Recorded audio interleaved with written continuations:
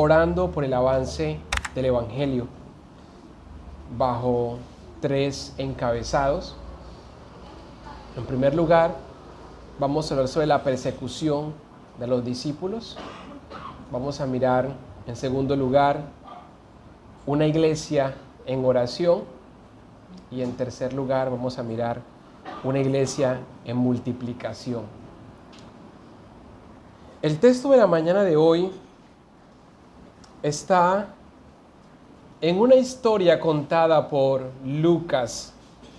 Creemos que fue un gran historiador en el siglo I. Y esta sección en particular está ubicada aproximadamente entre los años 41 al año 44 después de Cristo y se encuentra en un contexto político y religioso bien marcado de entonces. En cuanto a lo político, estamos bajo un rey que se llama Herodes Agripa y está el emperador llamado Calígula, emperador romano. En cuanto a aspectos religiosos, se considera la tradición judía muy importante y en cabeza del Sanedrín ellos toman las decisiones con respecto al orden sacerdotal. En medio de este momento hay un pequeño grupo de personas que se le llaman los cristianos. Ellos están, algunos en Jerusalén, otros están en Cesarea, en Jope, y se encuentran también en Antioquía. Hasta este momento el cristianismo solo ha tenido persecuciones por parte del ámbito religioso, el Sanedrín. Pero desde este momento en adelante, la iglesia va a comenzar a ser perseguida ahora políticamente por el Estado. Ahora el rey va a ser el perseguidor de la iglesia. Y eso es lo primero que vamos a mirar en esta mañana. La persecución de los apóstoles. Señor, oramos para que en este momento tu palabra predicada pueda ser atesorada en el corazón de los hermanos y ella produzca salvación y santificación en el nombre de Jesús. Amén. Vamos al texto. Hechos capítulo 12, versículo 1 al 3. En aquel mismo tiempo, el rey Herodes echó mano a algunos de la iglesia para maltratarles. Y mató a espada a Jacobo, hermano de Juan, y viendo que esto había agradado a los judíos, procedió a prender también a Pedro. ¿Quién es este rey? Es el rey Herodes Agripa. Es nieto de Herodes el Grande. Siendo muy joven, su madre lo envió a estudiar a Roma y estando allí conoció a otro joven, por cierto, llamado Calígula. Ambos están en una etapa de preparación y se hacen grandes amigos. Para el año 37, Calígula fue nombrado emperador de Roma. Y entonces este se acordó de Agripa, su compañero, y ahora lo nombra como rey de Iturea, de Traconite y de Abilene. Este era el territorio que antes estaba gobernado bajo Herodes Antipa, tío de Herodes Agripa. Eso se encuentra en Lucas capítulo 3, versículo 1. Pero después de la muerte de Calígula, en el año 41 aproximadamente, Herodes Agripa apeló al nuevo emperador llamado Claudio para recibir más ciudades en su poder, y éste le otorgó a Judea y a Samaria, quedando ahora Herodes Agripa con el mismo territorio que tuvo su abuelo Herodes el Grande, el que persiguió a Jesús. Así que se convirtió en una persona muy poderosa. Pero además de eso, la abuela de Herodes era judía. Así que éste toma este derecho y apela a su descendencia judía. Así que saca una nueva nacionalidad ahora para convertirse un judío de nacionalidad.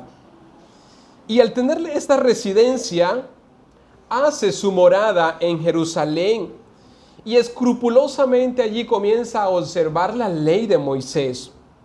Era tanto el acercamiento a las Escrituras que diariamente en los sacrificios, cuando se celebraban las fiestas de los panes sin levadura y del Pentecostés, a este se le permitía un espacio para que públicamente leyera la ley de Moisés. Ahora, la iglesia y el entorno político se convierten en uno. Pero cuando les hablo de la iglesia, les estoy hablando del entorno religioso, el Senadrit, lo que en su momento ellos consideran ser el pueblo de Dios, los que persiguen el cristianismo. Y entonces ahora este rey decide perseguir a los cristianos. Se levanta y lo primero que hace es echar mano a un apóstol que se llama Jacobo. Y esto causó en la decapitación para él. Una espada traspasó su vida y fue muerto. Este Jacobo es el hermano de Juan, es uno de los hijos de Zebedeo, de los hijos del trueno. Este Jacobo es uno de los 3 amigos íntimos de Jesús. Fue el que estuvo con él en el Monte Santo de la Transfiguración, cuando está Pedro, Jacobo y Juan. Este es uno de los apóstoles del Señor y es uno de los que predican el Evangelio con poder, de la misma manera como lo hace Pedro. Ahora la pregunta es, ¿por qué lo mató? Hermanos, y una de las respuestas es porque Herodes creía que estaba haciendo lo correcto. Al quitarle la vida, glorificaba a Dios. En Deuteronomios capítulo 13, versículos 6 al 18, voy a leer parafraseado, hermanos. Si te incitare tu hermano a servir a dioses ajenos, no consentirás con él, sino que lo matarás, será apedreado. Luego dice, si alguien incitare a la ciudad a servir a dioses ajenos, será muerto a filo de espada. Así que Herodes Agripa lo que está viendo es una amenaza en la vida de Jacobo. Está pensando que Jacobo está sirviendo a un nuevo Dios. ¿Cómo se llama el nuevo Dios? Jesús. Y ahora Jacobo está trayendo una nueva religión aparte del judaísmo. ¿Cómo se llama? El cristianismo. Así que en base a esto, Herodes considera este hombre debe morir. Y no se le debe dar la muerte por apedreado, sino la muerte por espada, porque está incitando a toda la nación a servir a otro Dios del cual nosotros no hemos servido. Hasta este momento, Jesús es simplemente un impostor, alguien que se ha hecho pasar como el Hijo de Dios.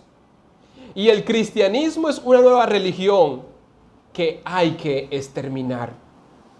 Por esta razón, Herodes decide quitarle la vida a Jacobo. Ahora, al ver este hombre que esto agradó al pueblo, dice que también decidió prender a otro apóstol, a Pedro.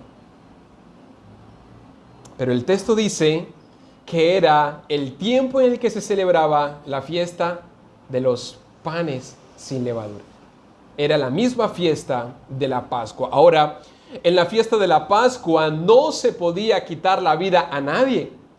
Así que, ¿qué es lo que hace Herodes? Lo mete a la cárcel, pensando luego de terminar la fiesta, entonces que éste sea también decapitado de la misma manera. Pero aquí es donde nosotros encontramos, hermanos, que cuando la iglesia enfrenta momentos difíciles de aflicción, de encarcelamiento, de muerte, de persecuciones, mientras unos están sufriendo, otros están orando al Señor. Y vamos a ver aquí nuestro segundo aspecto, una iglesia que ora al Señor. Miremos el versículo número 5.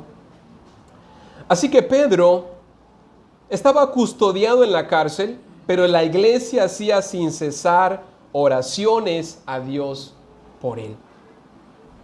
La iglesia ora por Pedro para su liberación. Y ahora Pedro, a pesar de que está en la cárcel, está tranquilo, está confiado en el Señor. Yo les pregunto a ustedes, hermanos, ¿podrían ustedes dormir tranquilo, encadenado en una cárcel, con la perspectiva de que pasado unos días lo más probable es que me van a matar? Yo creo que esto no es momento para nosotros dormir. Estaríamos preocupados, creo que el dolor de cabeza iría al extremo, no quisiéramos comer, pasaríamos llorando. Sería un momento muy difícil. Pero, ¿cómo se encontraba este apóstol? Durmiendo, estaba tranquilo. Es decir, este hombre sabía el Dios a quien él estaba sirviendo.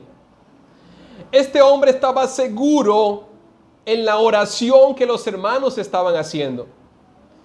Este hombre tenía toda la confianza en el Señor y esto le permitía dormir en paz. ¿Sabes cuándo nosotros no dormimos? Cuando hay preocupaciones. Y las preocupaciones pueden venir por muchas causas. Pero ¿sabes cuál es la causa mayor? La mayor. Voy a morir. Si estás enfermo, tienes miedo a morir. Si tienes una gran deuda, tienes miedo a perder la casa. Tienes miedo a una amenaza. Tienes miedo a que te quiten la vida. Si tienes un problema con un hijo, tienes miedo a que tal vez en algún momento te lo van a matar. Es decir, en última instancia, el temor más grande de nosotros es la muerte. Pero ¿sabes qué decía el apóstol Pablo? Para mí el vivir es Cristo y el morir es ganancia. Así que cuando el cristiano logra entender que la muerte no es el fin de todo y que la muerte incluso glorifica a Dios, entonces puede estar tranquilo, puede dormir en paz. Como dice el salmista, en paz me acostaré y asimismo dormiré, porque solo tú, oh Jehová, me haces vivir confiado. Hermanos, ¿quién puede dormir feliz? Alguien que ha creído definitivamente en el poder de Dios.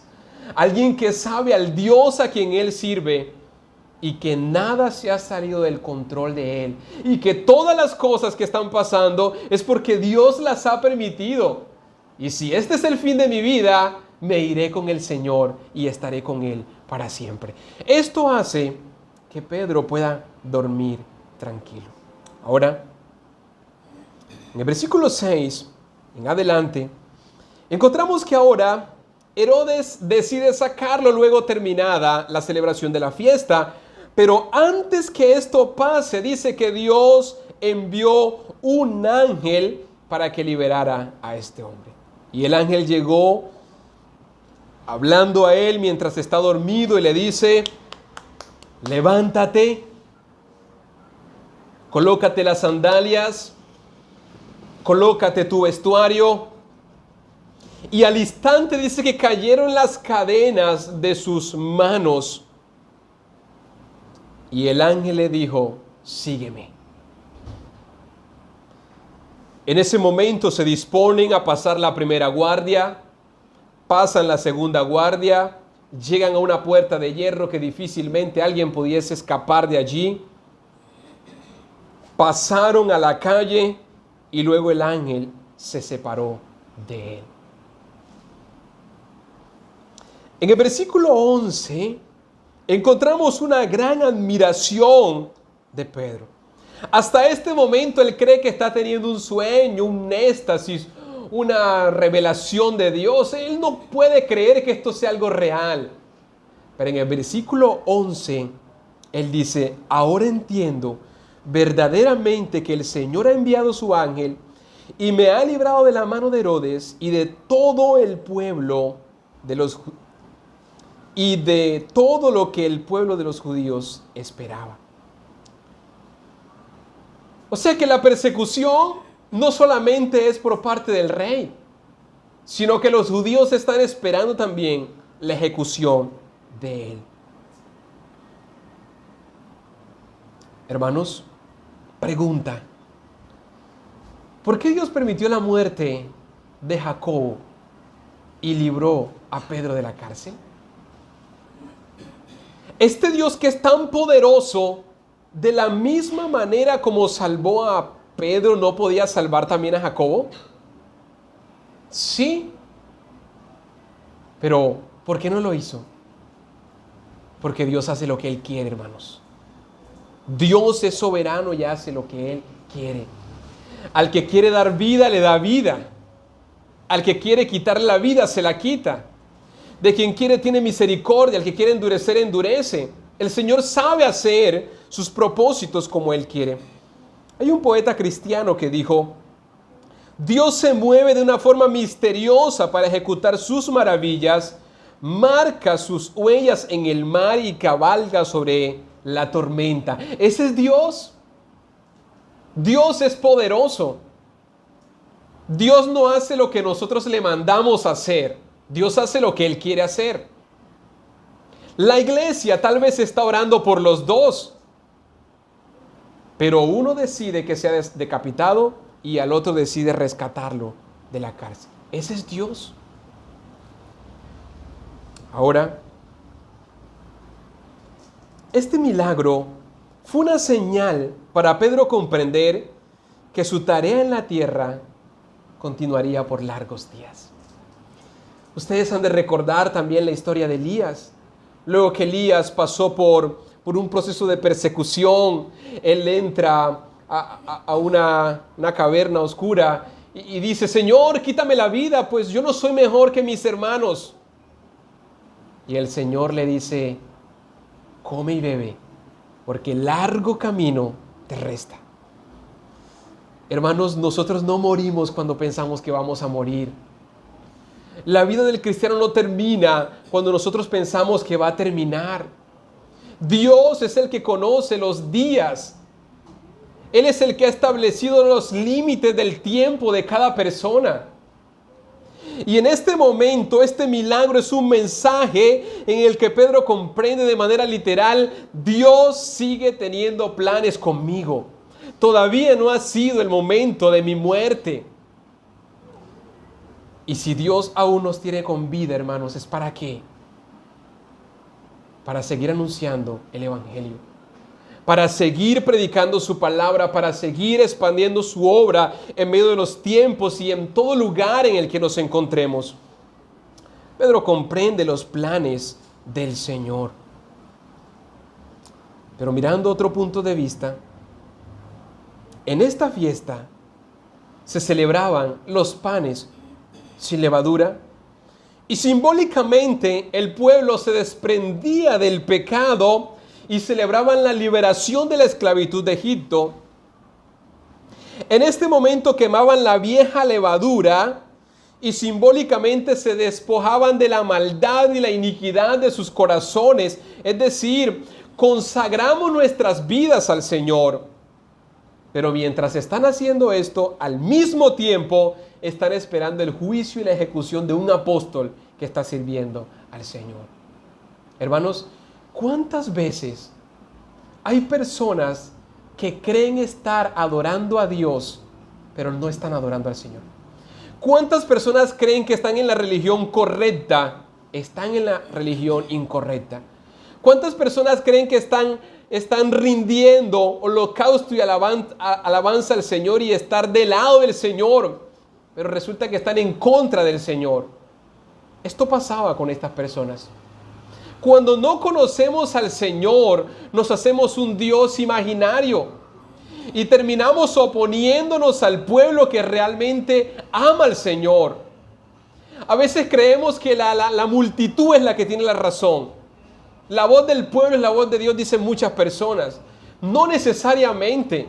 El grupo pequeño era el pueblo de Dios aquí. Y quien pretendía tener la razón y adorar al verdadero Dios estaban perdidos y lejos de ser los hijos del Señor.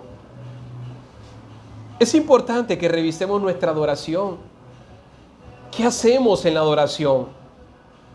Mientras adoramos al Señor, al mismo tiempo, ¿estamos deseando el mal del prójimo? ¿Estamos oponiéndonos al avance del reino? Que nuestros actos de adoración sean legítimos al Señor. Versículo 12. Cuando Pedro sale, pasa la calle, comienza a caminar y llega hasta la casa de una mujer que llama María. Allí están algunos hermanos reunidos. ¿Y qué están haciendo? Están en oración, precisamente están orando por la liberación de este hombre. La iglesia ora en tiempos de aflicción y de persecución. Cuando llegamos a los versículos 13 al 17, pensemos en estas acciones como un drama de lo que está pasando aquí. Pedro está en la cárcel, los hermanos están orando por su liberación, un ángel llega y lo liberta, Pedro sale y empieza a tocar la puerta de donde están los hermanos en oración. Al instante una joven llamada Rude llega y se asoma y ve que ahí está un hombre y conoce que es Pedro. Pero no tiene fuerza de voluntad para abrir la puerta porque cree que tal vez puede ser un fantasma o algo que puede ser una trampa para entrar a ellos y seguirles persiguiendo.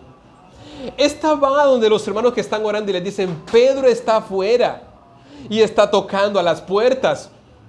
Los hermanos no pueden creer lo que está pasando. Hermanos, piensen por un momento. Los hermanos están orando por la liberación de Pedro. Pero cuando Pedro es liberado, los hermanos dicen: esto no puede ser posible. Es decir, a veces estamos orando al Señor y el Señor nos da la respuesta y no la vemos, no la estamos viendo. Pero Pedro siguió insistiendo y siguió tocando a la puerta, y cuando le abren, todos quedan asombrados. Y Pedro hace señal con la mano de reverencia. Cálmense, soy yo. El Señor envió un ángel para que me liberara. Y díganle esto a Jacobo. Y díganle esto a los hermanos. La obra que Dios ha hecho. Y cuando estas palabras fueron dichas, hermanos, dice que Pedro se fue. Se fue. ¿Hacia dónde se fue Pedro? A otras ciudades, a seguir predicando la palabra del Señor. Hermanos, que si algo nos hace ir de nuestras casas y de nuestra ciudad, sea la causa de la predicación de la palabra. Amén. Que sea el avance del reino. No miedo a ninguna otra cosa. El avance y la obra del Señor. Dios quiere, hermanos, que la iglesia ore. Dios quiere que la iglesia ore.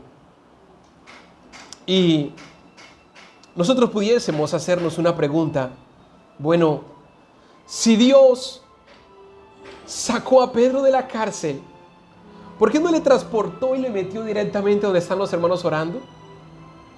No, Dios hace lo imposible. Nosotros hacemos lo que es posible. Pedro podía correr, podía caminar, podía tocar. Y en ese momento Dios seguía preparando el corazón de los hermanos para el milagro que se había efectuado. Ahora, cuando esto pasa, hermanos, ¿qué es lo que ocurre? El temor comienza a ser desplazado ahora por la tranquilidad. el llanto comienza a ser desplazado por alegría y los hermanos comienzan a experimentar gozo y paz en sus corazones. El mismo Pedro da gratitud al Señor. Señor, verdaderamente tú has enviado un ángel y me has salvado. Hermanos, en tiempos de aflicción, de dolor, de persecución, la salida es la oración al Señor. Y la oración del justo puede mucho. Y el Señor sabrá librar de aflicciones a su pueblo. Y el Señor sabrá consolarnos en esos momentos difíciles. Él escucha la oración que su pueblo hace en este lugar.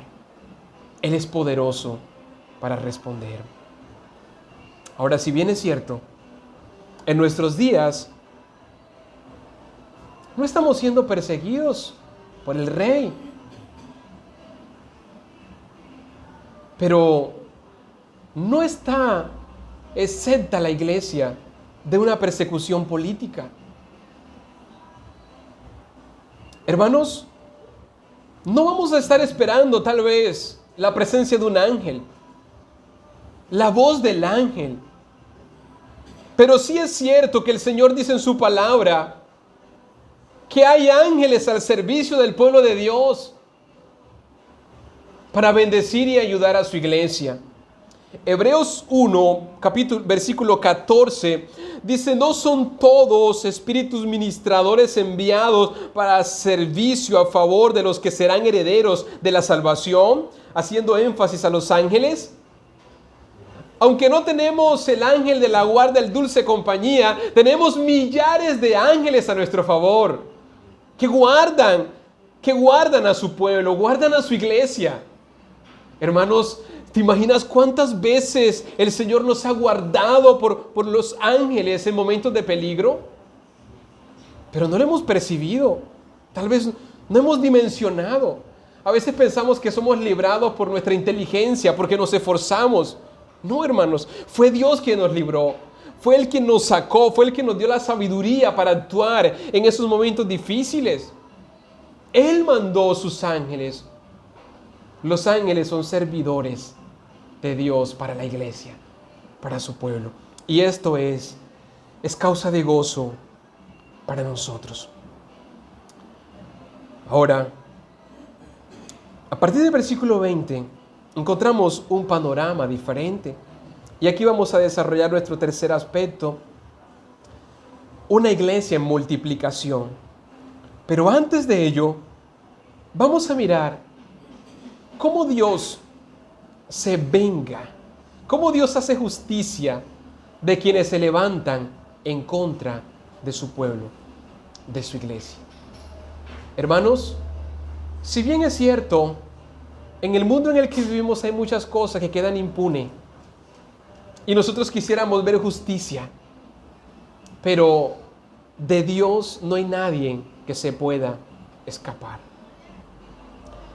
A partir del versículo 20 hasta el versículo 25 vamos a mirar qué pasa con la vida de Herodes.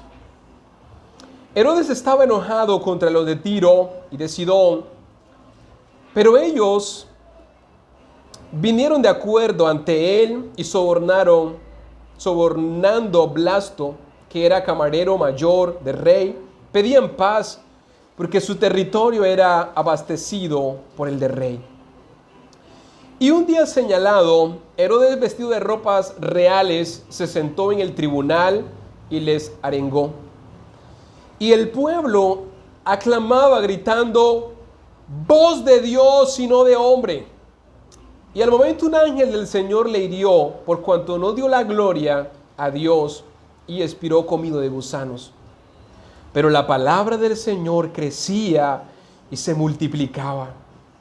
Y Bernabé y Saulo, cumplida su servicio, volvieron de Jerusalén, llevando también consigo a Juan, el que tenía por sobrenombre Marcos. El historiador judío llamado Josefo dice que Herodes Agripa había venido a Cesarea a celebrar un festival en honor a los cumpleaños del emperador Claudio. Y en este festival se celebraban unos juegos cada 5 años. Al segundo día de estos juegos, Josefo dice que Herodes entró en la arena al amanecer y estaba vestido con un traje tejido de hilo de plata. Así que cuando sale el sol, los primeros rayos del amanecer alumbran en este vestido de Herodes. Y desde ese momento comenzó a entrar en el tribunal y comenzó a dar un discurso al pueblo. Recuerden, él tiene una nacionalidad judía. El pueblo lo está aclamando porque está haciendo lo que el pueblo esperaría que hiciera. En este momento, las personas, los aduladores y quienes estaban allí, alzaron sus voces en varias direcciones y dijeron estas palabras escritas por Josefo. Oh rey, sé propicio a nosotros. Y si desde ahora te hemos temido como a un hombre, de aquí en adelante reconoceremos que tú eres más que un hombre. Tú eres un inmortal. Tú eres un Dios. Insistían en estas palabras y Josefo dice que ellos gritaban a una y a otra voz, voz de un Dios y no de hombre. Divinizaron y colocaron título a Herodes como si fuese un Dios. En este momento Herodes debió tomar la palabra y decir, no soy Dios, soy un simple mortal. Pero atribuyó tal honra, tomándose así esa veneración para él. Y dice la palabra que de manera inmediata un ángel del Señor descendió del cielo y dio la vida de este hombre. Y Calvino, hablando acerca de esta historia, dice que desde el día 1 hasta el día 4, el olor de la vida de Herodes era tan fuerte que ya nadie podía soportar estar a su lado. Y tan solo pasaron 4 días cuando este hombre ya había muerto, comido de gusanos, por no dar la gloria a Dios. Amados, ¿qué es lo que estamos viendo aquí? Aquí lo que estamos viendo es que Dios defiende la causa de su pueblo. Aquí lo que estamos viendo es que Dios hace venganza a favor de su pueblo. Y por eso Él dice en su palabra, Jehová peleará por vosotros y vosotros estaréis tranquilos. Dios quiera que ninguno de nosotros, hermanos, estemos en defensa personal cuando seamos acusados injustamente por algo. ¿O acaso Pedro tomó resistencia? ¿Me van a encarcelar? Encarcélenme. ¿Me van a encadenar? Háganlo. Mientras estoy en la cárcel, dormiré confiado. Porque si estoy aquí, es porque Dios ha permitido que esto pase. Hermanos, ¿cuánto nos falta a nosotros para comprender estas verdades? Y pensamos defender la causa de nosotros a como dé lugar. Pero el Señor defendió la causa del pueblo suyo. Y ahora, ¿saben qué pasó? Cuando este hombre murió, vino un tiempo de bonanza, un tiempo de paz. La iglesia enfrentó otra vez tiempos en el que la palabra va a ser predicada. Y eso es lo que dice el versículo 24, haciendo énfasis a mi último encabezado. Hay una multiplicación y un crecimiento de la iglesia, dice el texto, pero la palabra de Dios continúa aumentando y multiplicándose. La palabra de Dios sigue siendo predicada. El Señor sigue cumpliendo sus propósitos, sigue haciendo su obra en medio de los tiempos. Y los cristianos comienzan a disfrutar de la paz del Señor. Amados, solo el Señor es el sabio y solo Él sabe hacia dónde va dirigiendo los planes en el universo y con cada persona y con la iglesia. Nosotros debemos de confiar y de descansar solo en Él. Quiero en este momento disponerme para compartir algunas lecciones aplicativas que este sermón nos puede ofrecer en el día de hoy, hermanos. Y en primer lugar, Dios permite las persecuciones y los tiempos difíciles para poner a la iglesia a orar. La iglesia debe de orar en medio de los sufrimientos, especialmente por sus pastores. ¿Quiénes están siendo perseguidos aquí? Los apóstoles. ¿Y quiénes están orando? Los hermanos por los apóstoles. Los líderes de la iglesia son el punto blanco del enemigo. Van a venir fuertes tentaciones, van a venir fuertes ataques, van a venir una serie de momentos difíciles para el liderazgo de la iglesia. Pero ¿cómo va a responder la iglesia frente a eso? ¿Haciendo reuniones clandestinas y hablando mal de los pastores? ¿Recogiendo firmas para mirar cómo los sacamos? ¿Cómo responde la iglesia frente a los momentos difíciles que los pastores pueden estar pasando? Responden en oración. La iglesia ora por sus pastores. El apóstol Pablo, él oraba diciendo a los hermanos, oren por mí, a fin de que al abrir mi boca sea dada palabra con denuedo y sea predicada como debo hacerlo. El éxito del ministerio pastoral depende de la congregación, de cuánto ora esa iglesia por los pastores.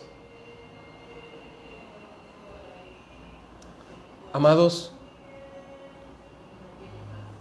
si ustedes no están dispuestos a orar por sus pastores, no están dispuestos a pertenecer a la iglesia local.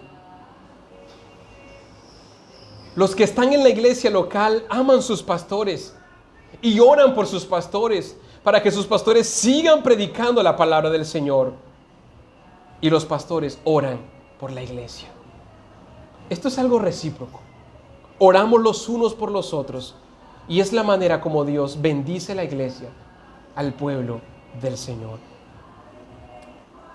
Pero también vemos aquí, hermanos, que si en algún momento tú enfrentas peligro de muerte y eres librado de medio de ello, es porque Dios aún sigue teniendo propósitos con tu vida. No es casualidad. Si tú hoy estás vivo, hermanos, es un propósito de Dios. ¿Por qué estoy vivo yo y él murió? ¿Por qué? Hermanos, es porque Dios tiene propósitos con nosotros. Y Pablo decía, para mí el vivir es Cristo. Pablo decía, si yo quedo aquí con vida, es bueno por causa de vosotros y la predicación del Evangelio.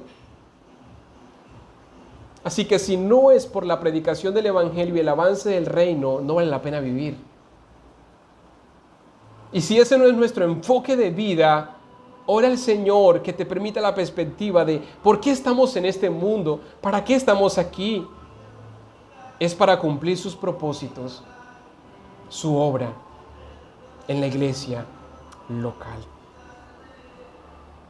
Amados, también aprendemos de este texto de que Dios hace justicia a favor de su pueblo y defiende su causa. Y el Señor, si tiene que matar a alguien, lo va a matar. Si tiene que quitar a alguien del medio, lo va a quitar, a fin de que la iglesia crezca. ¿Por qué? Porque la iglesia es indetenible, porque la iglesia es el propósito de Dios. Las puertas del Hades no prevalecerán contra la iglesia de Jesucristo. Un escritor dijo en algún momento que si en Arabia y en algunos otros lugares en donde el cristianismo ha sufrido, se hicieran excavaciones, encontrarían más rastros de sangre que de petróleo. La sangre de los mártires ha sido la semilla del Evangelio. Dice Foss, miles de cristianos han muerto y han padecido Pero ¿saben qué ha pasado cuando estas cosas han venido? Simplemente la iglesia crece más. Simplemente el Señor avanza más su reino. Y cuando se cierra una iglesia, se abren 10 en las casas. La iglesia es indetenible y la obra de Dios es imparable. Así que nunca seamos preocupados, hermanos, de el futuro de la iglesia. El futuro de la iglesia está en las manos del Señor. No importa cuántas persecuciones vengan. No importa si un hermano vino a la iglesia y después se fue. Hermanos, la iglesia es indetenible. Nadie la va a parar. La iglesia simplemente va a crecer cada día. Es la obra del Señor y no la obra de nosotros. No es nuestra preocupación. Es que se murió el hermano que más servía en la iglesia. Murió el pastor de la iglesia. Entonces, ¿qué va a pasar ahora? El Señor va a levantar otro pastor más poderoso, hermanos. Pero su obra simplemente va a crecer. Va a crecer. El Señor cumplirá sus propósitos en medio de su pueblo. Porque no se trata de nosotros. Se trata de Dios. Se trata de Él.